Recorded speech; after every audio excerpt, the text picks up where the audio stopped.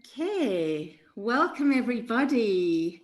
It's so amazing to have you all here at the Cape Jewish, no, not the Cape Jewish, Limmud and the South African Jewish Report event. I'm introducing Irwin, who, for those of you who don't know, I can't imagine that's possible. Irwin researches neglected aspects of South African Jewish history through the Kaplan Center for Jewish Studies at UCT and the South African Jewish Museum. He will tell the story of a remarkable Jewish businessman called Isidore Schlesinger, the original Schlock Meister. Irwin is one of South Africa's most highly respected newspaper editors. He has a second career as a sought-after public speaker and offers insights into often overlooked aspects of our community history. Please go ahead, Irwin.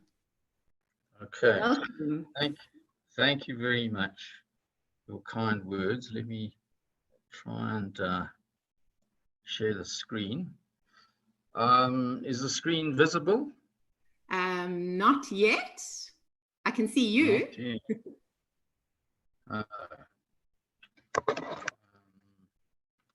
Okay, sorry. Am I up as a You're a co-host. co-host? Okay, sorry. No worries. Let me just check. Unless, yes, you're co-hosting, so you should be able to share your screen. Let's try that again. No? Not yet. I wonder, let me go and have a look quickly in security and see. Yep, you should be able to. Okay. Sorry, I've got to share screen. Sorry. Yes, you must share screen. Sorry. There we go. All right. Apologies being stupid. Not at all. I've been doing this all night. Sharing the wrong one. All right. Just a second. Perfect. Okay. All right. Sorry.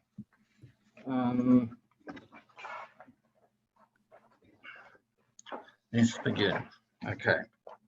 Now, if you were to take Donnie Gordon and add to him Raymond Ackerman and add to that Sol Kersner and add to that Sammy Moore, you would get a rather irascible and somewhat fanatical man by the name of Isidore William Schlesinger.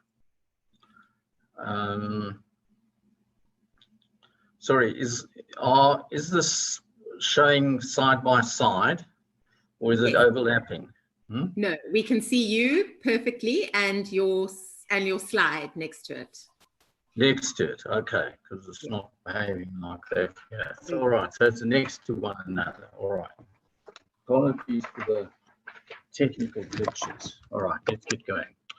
So chances are you've never heard of the man. He's largely forgotten. But in the first half of the 20th century, this man owned 90 businesses. He had 120,000 staff from here to Nairobi. He was also on the side the country's largest farmer. He had 1 million citrus trees, 77,000 sheep, and there was a lot more. And in fact, the man's achievements were so big that the only person to attempt a biography of the man died on the job. So I'm going to concentrate only on one aspect, how Slesinger brought American mass culture, by which I mean American schlock, to South Africa, and in the process changed the culture of the entire country. So here is the great mystery. Schlesinger is only one of quite a number of Jewish immigrants who arrived in Johannesburg dirt poor around the turn of the century and in a single generation became prosperous, if not quite wealthy. Now, an anti-Semite would say, aha, the Jews always rise to the top thanks to cheating and sharp practices. And a Jew would say, not so, we were born with Yiddische Kops for business. But there is, in fact, a somewhat more mundane explanation, which is the Jews just happened to be the right people to arrive in the right place at the right time. The early 20th century was a period of great innovation. Mass consumer markets appeared for the first time. There were enough people, mainly white, but also some black, who were not very well off, but had enough spare cash to buy the cheaper goods. But the Anglo business elite weren't paying attention. Focused on Mother England, more snobbish even than their English cousins, the Anglo business elite focused on selling to their social peers and left South Africa's mass markets wide open. The people who first took notice were immigrant Jews. And the reason is because they were outsiders. It was second nature to them to look for opportunities way out on the margins in places where polite society would not deign to pay attention. And one of the best illustrations of this thesis is the business career of Isidore Schlesinger. So here it goes. 1894, a cherub-faced young fellow called Isidore Schlesinger, who looks as if he just had his bar mitzvah, but he was actually 23 years old, ran away from his home in New York, leaving his mother a note that he would not return until he was a millionaire. He headed across the world to the rough gold rush town of Johannesburg, founded just 8 years earlier. He found a job. A shop owner had bought a large consignment of a newfangled American invention, chewing gum. No one would buy it. South Africans could not be persuaded of the virtues of a rubbery substance which could not be swallowed and offered none of the usual benefits of food. Slesinger was told, if you can sell this, you can sell anything. The young man departed, laden with boxes of Beeman's, Peps and gum, and 2 weeks later, he had sold the lot. A precedent had been set in the course of a lifetime. Isidore William Schlesinger would become a multi-millionaire by persuading reluctant South Africans to adopt American customs.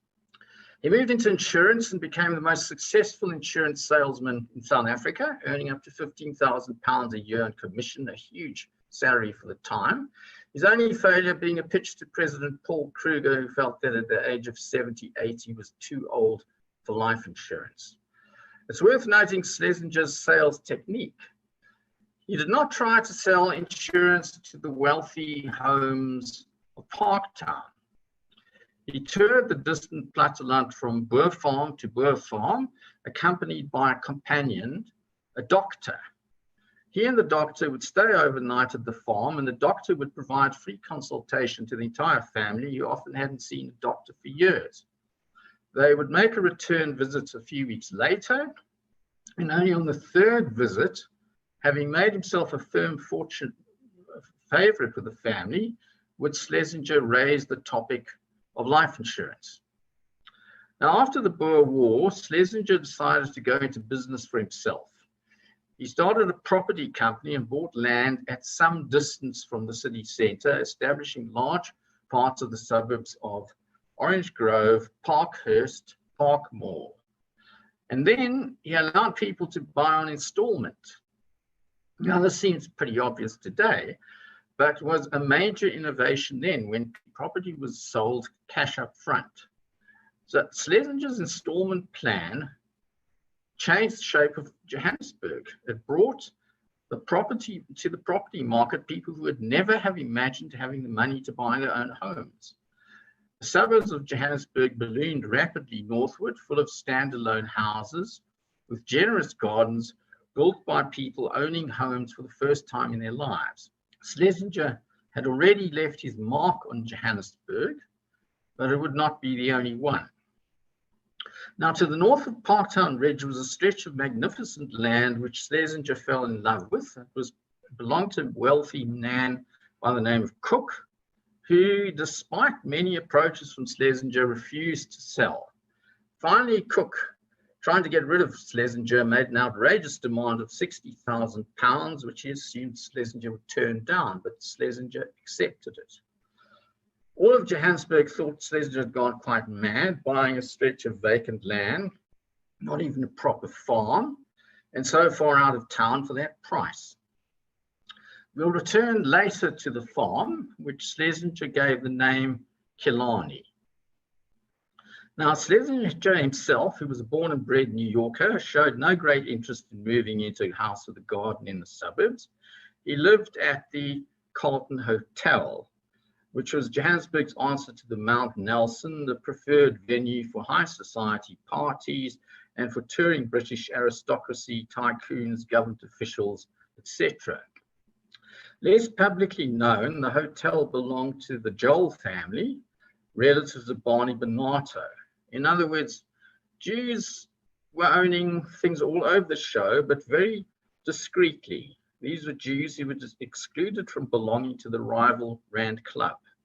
Schlesinger rented an entire floor to himself, 18 rooms. He summons the barber at dawn to shave him. He held his first staff meeting shortly afterwards. He worked without pause until 9 p.m. when he had supper at the hotel's grill room. Then he retired to bed. He paid maddeningly close attention to the smallest details of his many businesses. He terrorized and humiliated his staff. He was sparing with compliments and was never ever known to have said thank you. He made no effort at all to socialize with the city's business or cultural elite. He was regularly squeezed for money by the city's Jewish causes, and he did give generously to the orphanage Arcadia and to the Jewish old age home in Sandringham, but he served on no community bodies. As an English-speaking American with Hungarian parents, he didn't have much in common with the Yiddish-speaking Litvak Jewish majority, and he never ever lived among them. Now, he might have spent his life in property and insurance, but in 1914, Barclays Bank made an offer that changed his trajectory. The bankers persuaded him to take over the city's oldest and best-loved entertainment theatre, the Empire Theatre, which, by the way, was also Jewish-run, and whose Jewish owners had in 1896 made it the first theatre in South Africa to show movies, flickering 30-second clips. Now, Schlesinger very quickly discovered that he bought into a total disaster. Most theatres around the country were in deep financial trouble.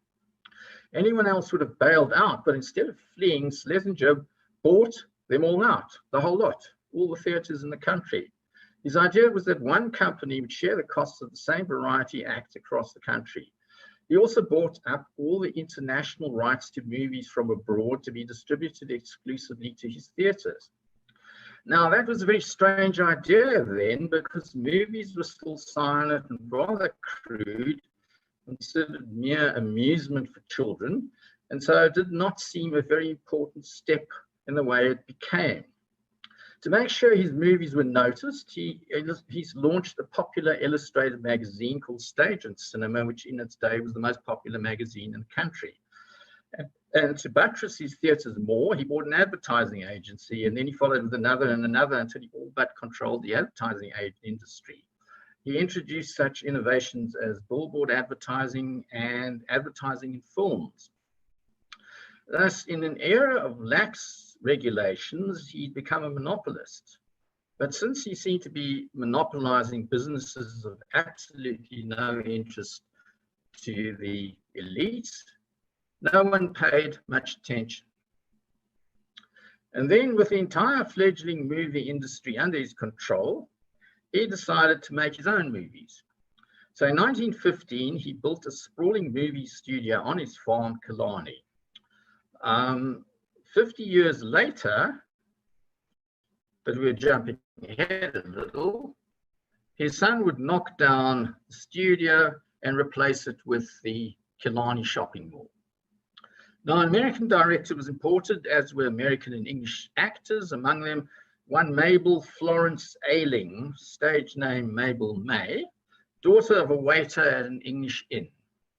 She played the lead female role in his first movie, which was about an artist who dreams of a beautiful girl who morphs from his imagination into reality, which is what happened.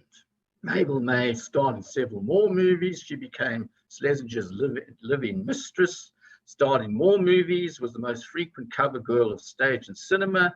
Finally, after living with him for 5 years, she persuaded him to marry her. But back to 1916, over in the USA, the movie director D.W. Griffith produced the first ambitious full-length feature film, epic in scale with a huge cast.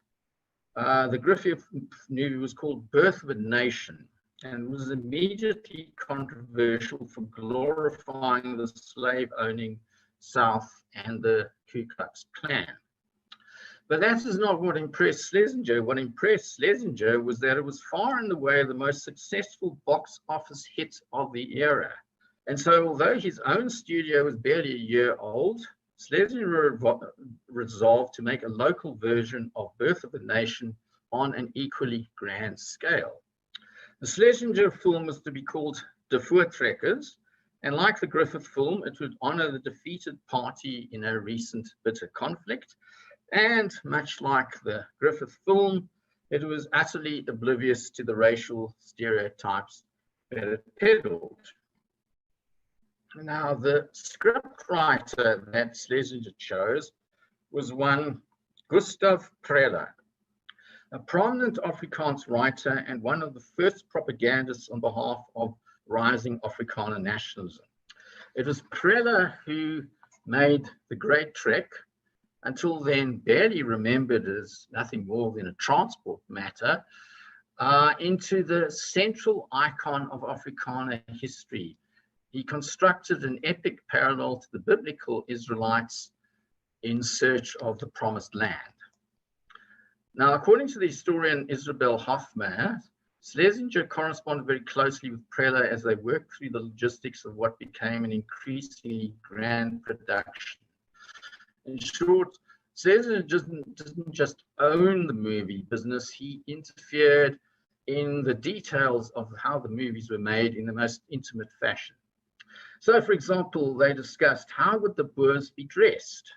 Now, Preller knew perfectly well that they actually dressed in patched up assemblages of rags and animal hides, which became tattier and tattier the further they trekked. But this would not do in a movie celebrating Boer heroism. So instead, he concocted his own look of khaki and brocade waistcoats for the men and kappies and aprons for the women, all of them well washed and ironed, which would become the default standard for all subsequent depictions of the Boers to this day.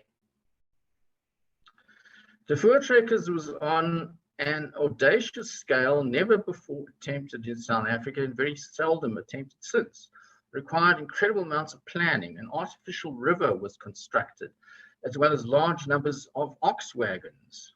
20 Zulu families, parents and children, were hired from Escort Natal and invited to build their traditional kraals on the empty fields of Killarney, which doubled as both film sets and living quarters. Since Schlesinger could not abide the thought of them being idle when not acting, they were obliged to also work as laborers, office cleaners, carpenters' assistants, and so-called tea-boys.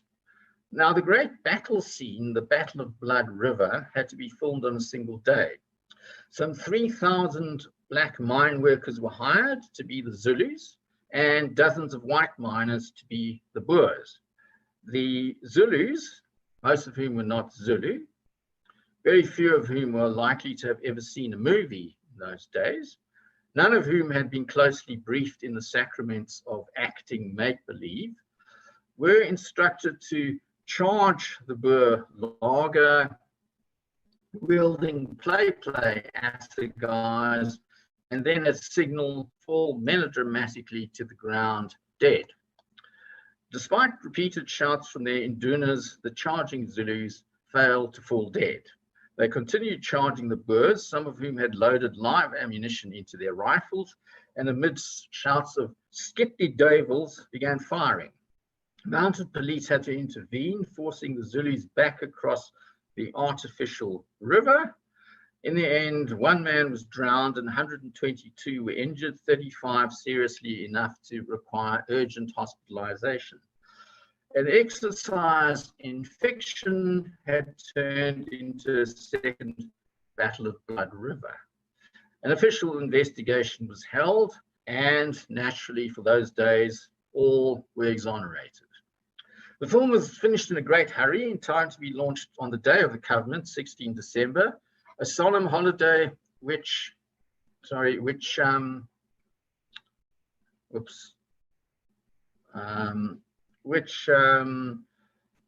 Prelo himself had invented. The film was an instant box office success, with an average of 15,000 people seeing it each week. The Prime Minister, Louis Botha, was moved to tears, commending the tense dramatic interest and fine historic accuracy. Prelo himself had reason to be pleased. For all his decades of work, nothing matched this film for its impact on the public imagination. The people apparently imagine, so realistic are my representations as they sit in front of the screen like children, that they are seeing a real photographic reproduction of the actual events as they happened in 1838. 20 years later, the silent movies, when silent movies was considered absurdly antiquated, deaf voortrekkers were still pulling in huge crowds. Indeed, police had to be brought in to prevent a riot in Germiston in 1938 among throngs unable to get into showing. After that, some 43 more films followed over the next 6 years at the brisk rate of a new film every 6 weeks. A number of them had Afrikaans subtitles, a useful market sector that Hollywood was unable to reach.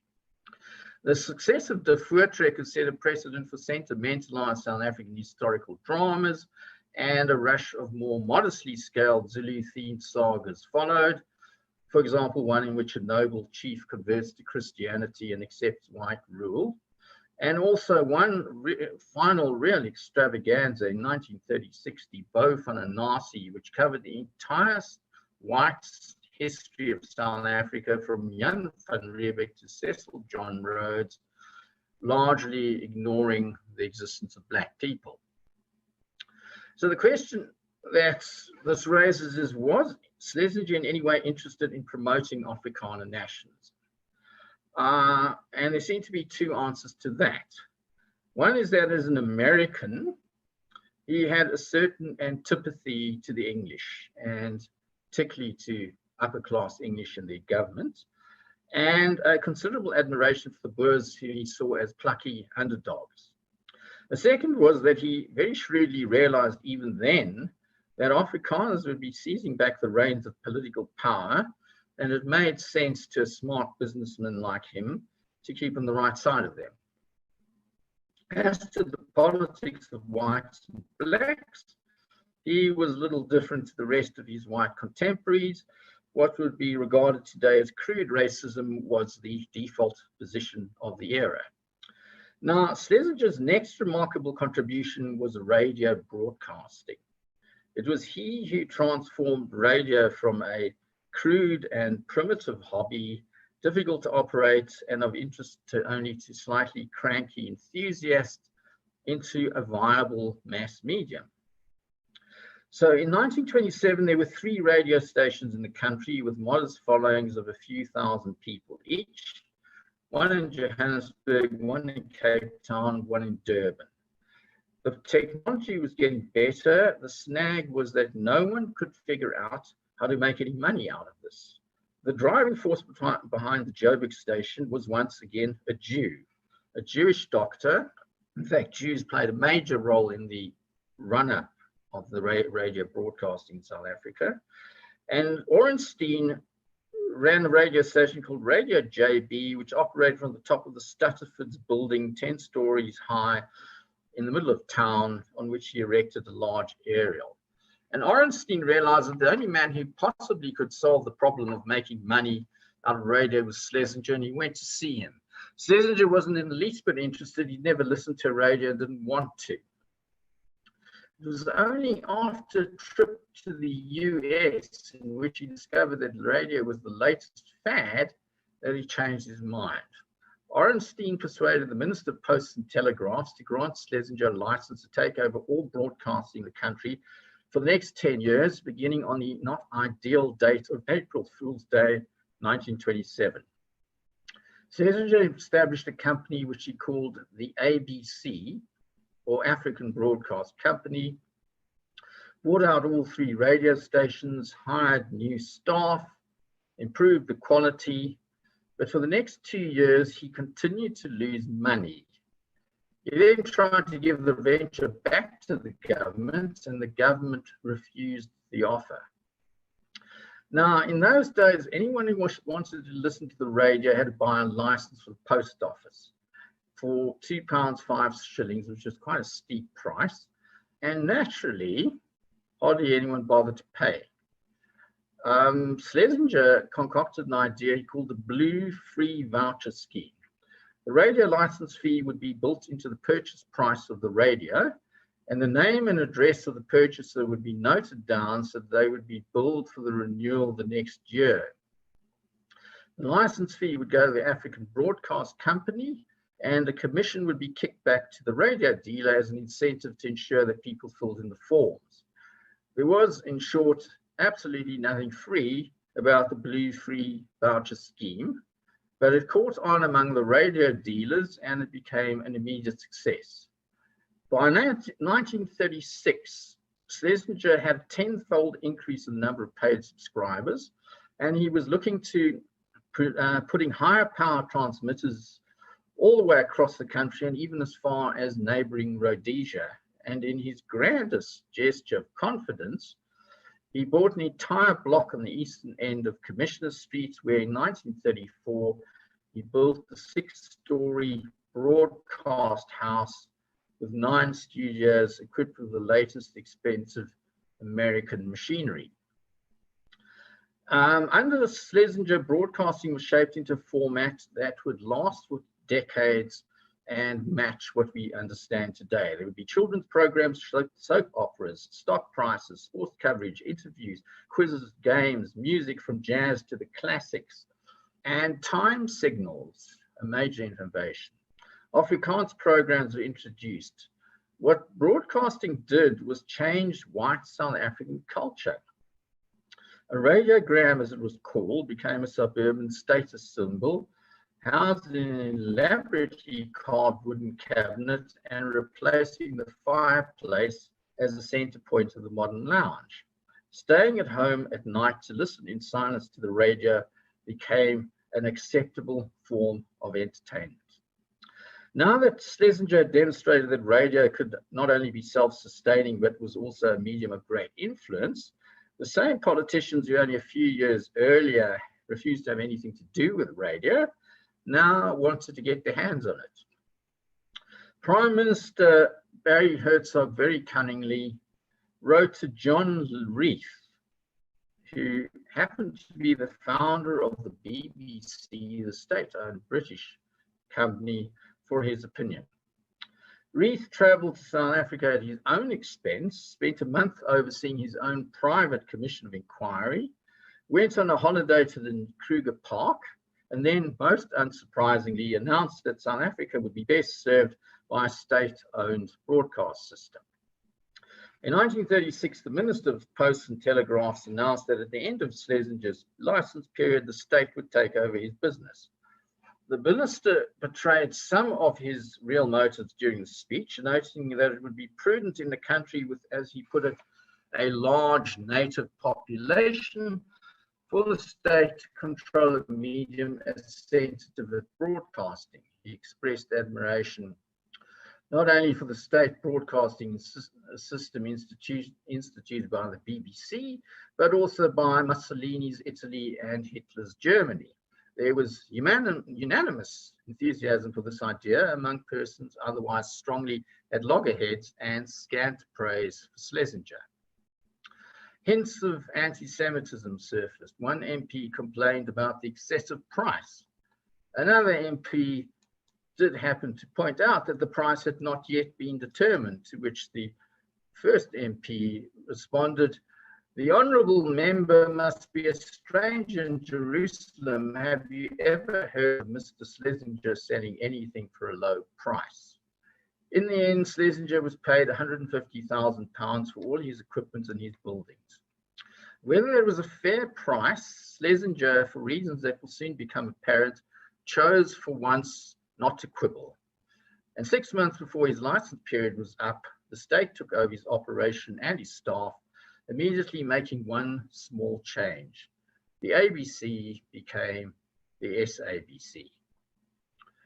Now, the lesson from radio broadcasting was this.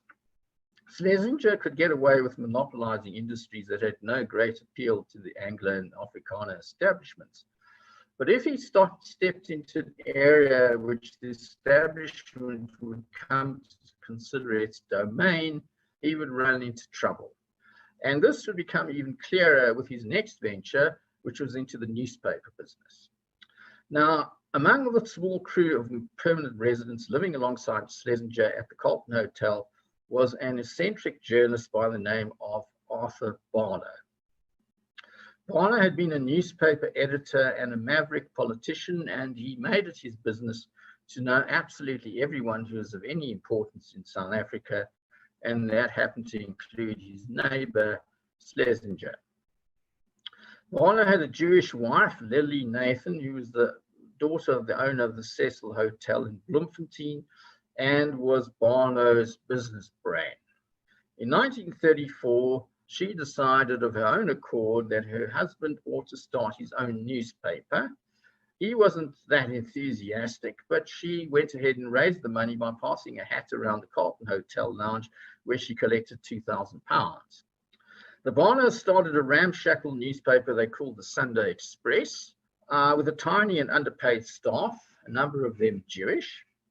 Barlow was a master of political gossip and managed to annoy enough people to be noticed, and the circulation boomed. But as Mrs. Barlow discovered, annoyed people are disinclined to advertise. Lily persuaded her husband that the only way out of their dilemma was to bring in Schlesinger, and that took some effort. Schlesinger was worried that he would make enemies of rival newspaper editors, and these instincts would later prove correct. But in the end, a deal was struck. Schlesinger would be in sole charge of the business side, but Barlow could do as he pleased with editorial, with one exception. Barlow had to ensure that there was copious coverage of Schlesinger's movies, and all of it had to be positive. The only person who was unhappy was Mrs. Barlow. She feared that Schlesinger might sell the business from under her husband. Schlesinger did as he usually did. He took a small business and he made it enormous. He bought a building on the corner of Moy and Main Streets, and he installed a brand new American printing press, the best in the country, in the basement. He hired experienced staff from abroad. He also hired untried Jewish kids from the streets of Doornfontein, the first group of Jews to make an impact on Johannesburg journalism. These included Joel Mervis, who would be the future famous editor of the Sunday Times, Johnny Johnson, who would be the future infamous editor of the Sunday Express and the Citizen, and Cecil April, who was the founding editor of Golden City Post, which is today's City Press. Others to get their start from Schlesinger included the future Rand Daily Mail editor Lawrence Gandar and the legendary cartoonist Bob Connolly. Now, the newspaper business would prove tougher than the movies. This time around, Schlesinger was not pioneering virgin territory. He was treading on the toes of vested interests, in particular the mining companies, which owned almost the entire English language press, And those vested interests did not like having competition. The Central News Agency, or the CNA, also owned by the mining companies, which controlled the distribution of all newspapers in South Africa in that period, supposedly as a neutral vendor, refused to distribute the Sunday Express. And Reuters, the major international news wire, put under pressure, refused to sell to him under pressure from the Sunday Times. Schlesinger was unfazed. He created his own distribution system. He outflanked the competition by buying a fleet of American Dodge motor cars to compete against the trains and bicycles used by his rivals. He had a certain fondness for aeroplanes. In fact, he had sponsored the first ever London to Cape Town air race, which was a complete disaster because all but one aeroplane crashed on the way from London to Cape Town.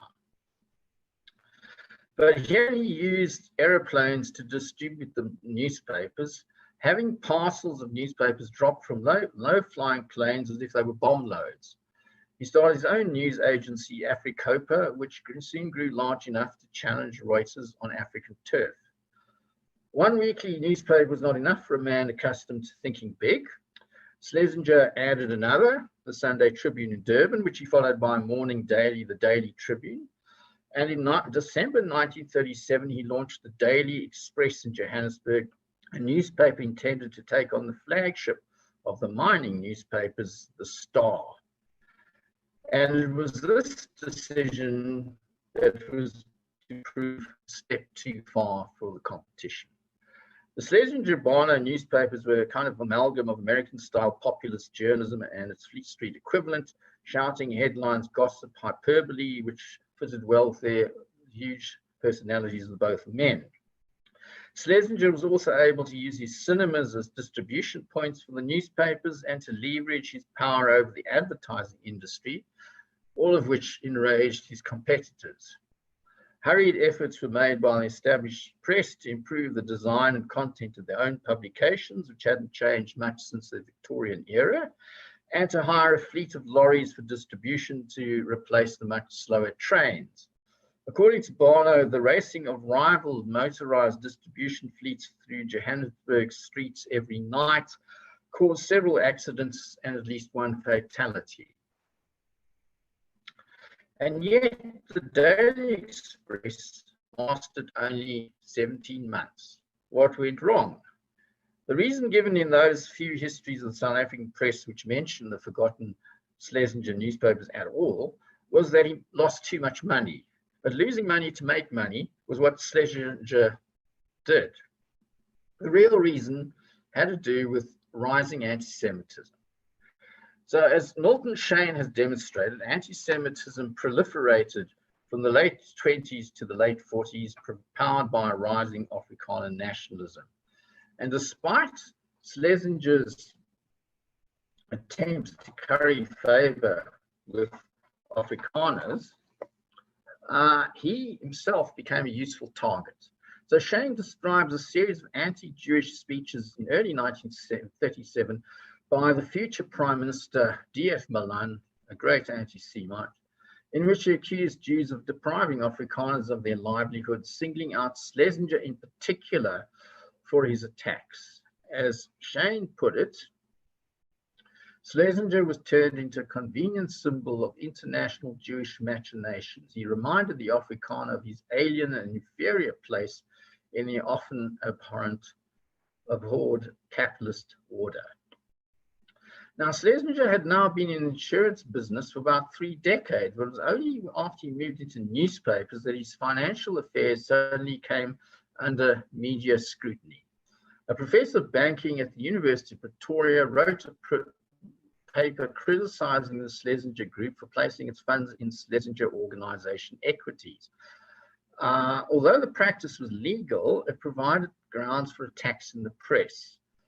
And a British investigative journal by the name of Truth, which had become enthusiastic about Nazism and fascism, published some 22 articles accusing Schlesinger of running a pyramid scheme. Now, as Barlow pointed out, Truth a British newspaper with absolutely no presence in South Africa, was suddenly delivered regularly to the desks of prominent South African politicians and businessmen. A National Party MP, also with a soft spot for Germans, made repeated attacks on Schlesinger in Parliament, quoting at length from the Truth. The end came, according to Barlow, when a deputation arrived from the Jewish Board of Deputies, led by prominent Cape Town community leader Leo Kramer, to tell Schlesinger that his ownership of the newspapers was stirring up anti-Semitism and he should get rid of them. A few days later, without telling Barlow, Schlesinger began negotiations with his rivals, and as Mrs. Barlow predicted, he sold the company from under her husband. The new owners immediately closed the two daily newspapers, ridding themselves of their biggest threat to the industry, and the Rand Daily Mail and Sunday Times moved their staffs into Schlesinger's splendid new building and took over his brand new press. 4 months later, war broke out. South Africa joined the British side. The Nazi sympathizers in government fell speedily from grace. The public attacks on Schlesinger ceased. If he had held on just 4 months longer, everything might have been different. And he seemed to realize this himself. Barlow said that not too long afterwards, Schlesinger astonished him by saying, "Barlow, why did you let me sell those newspapers?" But to return to where we began with Schlesinger's property business. In 1925, having lived at the Carlton Hotel for 17 years, he decided to buy it. He lost no time at all in changing almost everything, starting with bricking up many of the entrances because they were allowing too much theft, rebuilding the kitchens, hiring a new team of cooks from Europe. He wrote out a 100-page instruction manual by hand, which all the staff had to memorize. He added 3 stories to the top of the hotel, and the new rooms included such novelties as ensuite bathrooms and telephones. He put a swimming pool and a squash court in the basement. The sober Edwardian facade was replaced by colorful neon lights. He installed the first escalator in Johannesburg.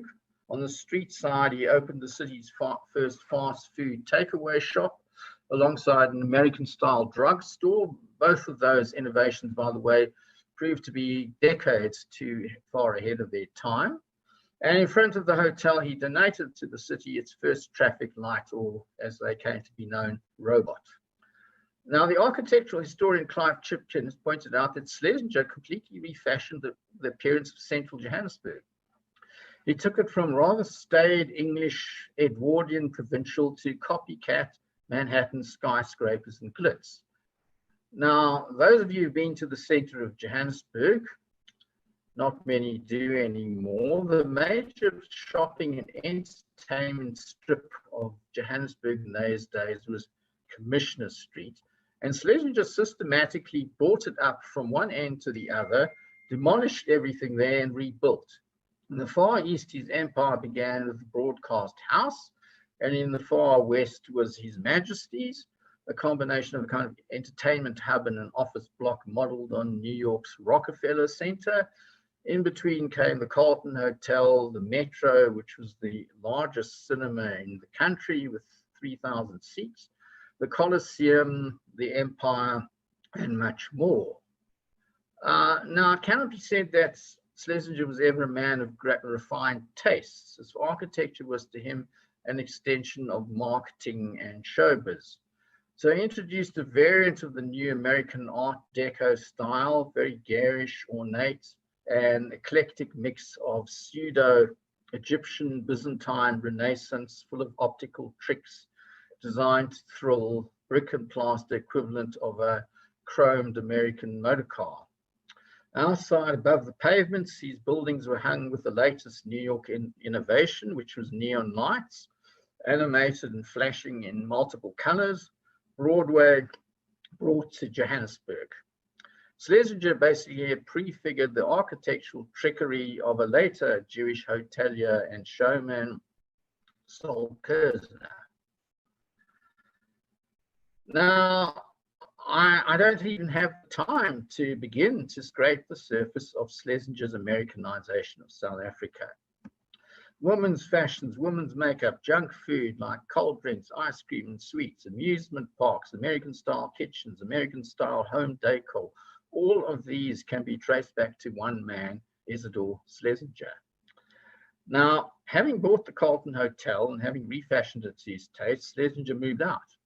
In 1925, he built a three-story apartment block next to his movie studio in Killarney, where he installed his wife and son.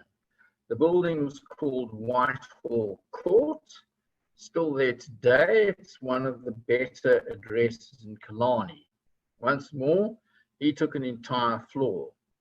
One of the rooms included a magnificent library, although Barlow remarked that he had never seen Schlesinger read a book.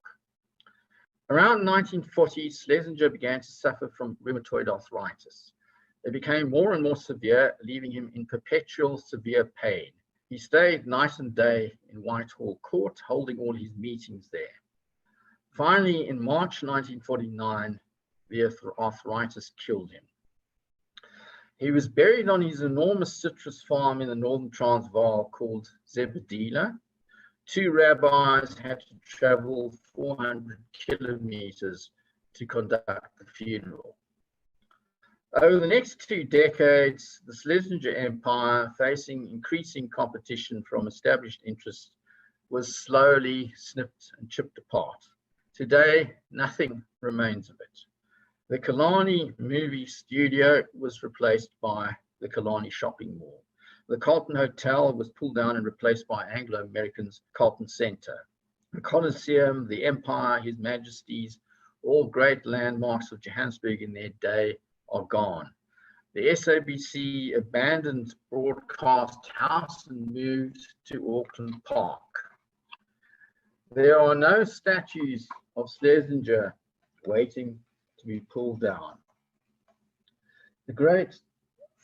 He has been all but forgotten. The question, of course, is what can we learn from the man's life?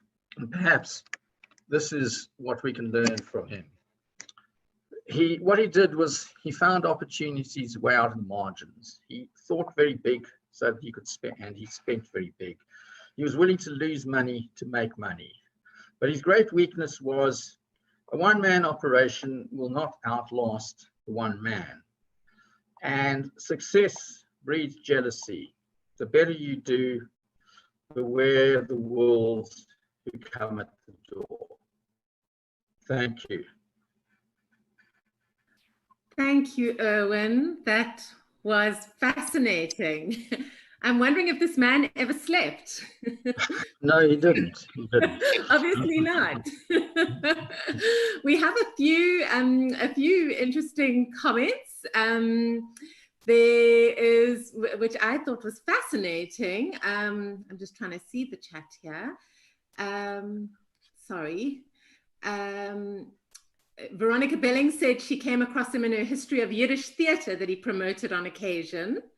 And Peter Acco, I hope I've said that right, said that the neon crown on the top of His Majesty's building, His Majesty's building, was made by Peter Acco's father at the company Claude Neon.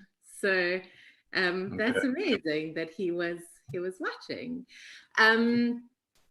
Jeremy Wolf asked what happened to his son, John. In fact, quite a few people were interested in what happened to Schlesinger's son, John. Okay. So Schlesinger, when Schlesinger dies, his son, John, is quite young. He's in his 20s. He's just served in the United States Air Force and comes back to South Africa. So he's quite inexperienced, but he nonetheless makes quite a go of the property section of the Schlesinger companies. He doesn't seem to be much interested in the rest. So it's John Schlesinger, who, for example, who actually develops Killarney. You can tell by looking at Killarney. Whitehall Court is very much older than every other building in Killarney. And he had far better taste than his father did. So he put up some really fine buildings. Killarney Hill, right at the top of 10th Avenue, was where he stayed, a beautiful building. And there's Killarney Park, which is right next to Whitehall, which is another beautiful building. He put up the Slesinger building in the center of town as one of the best skyscrapers it's in Braamfontein, beautiful building.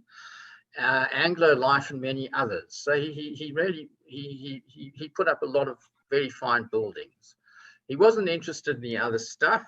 He knocked down the studio. I think he moved the studios to Randburg, which is the reason why Randburg became a center of the film industry.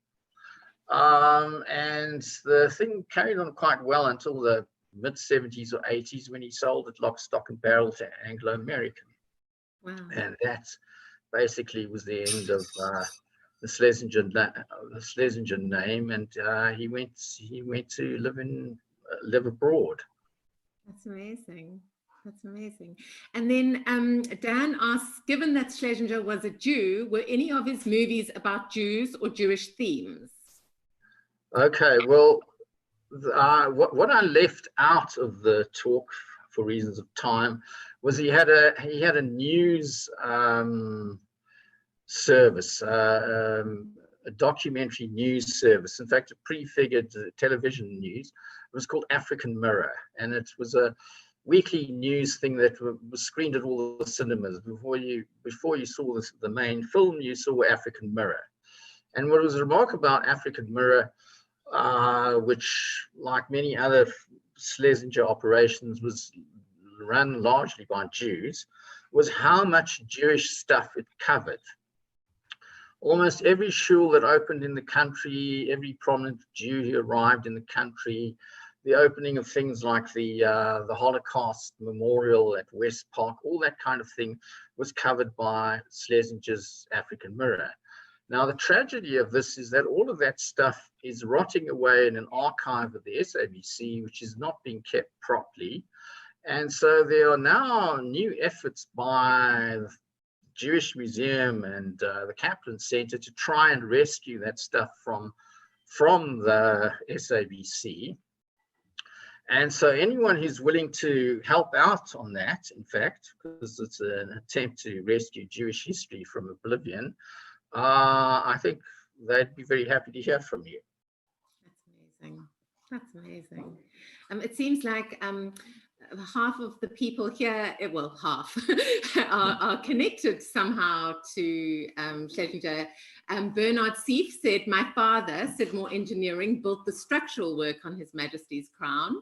And then John Teager said his father, Dr. Arnold Teager, was his doctor, and our family knew him and Mabel and his son, who both outlived him by many years. So, yeah, that's, and I think that's all we have time for. But that was really fascinating and wonderful. I'm going to go and find out more myself. And thank you. Thank you so much for being with us. And then if everybody would like to get back to the if anyone's still up for it, to get back to the central room, and you can see the wrap up with Wayne and Adina and Howard Saxteen. And then also we have a Limmud event coming up at the end of October. We'd love you all to be there. Please follow us on Facebook and on Instagram for any upcoming information. And if we can just show Irwin a round of applause by giving some jazz hands. Thank you so much, Irwin. Thank you. Thanks very much. Have a wonderful evening further.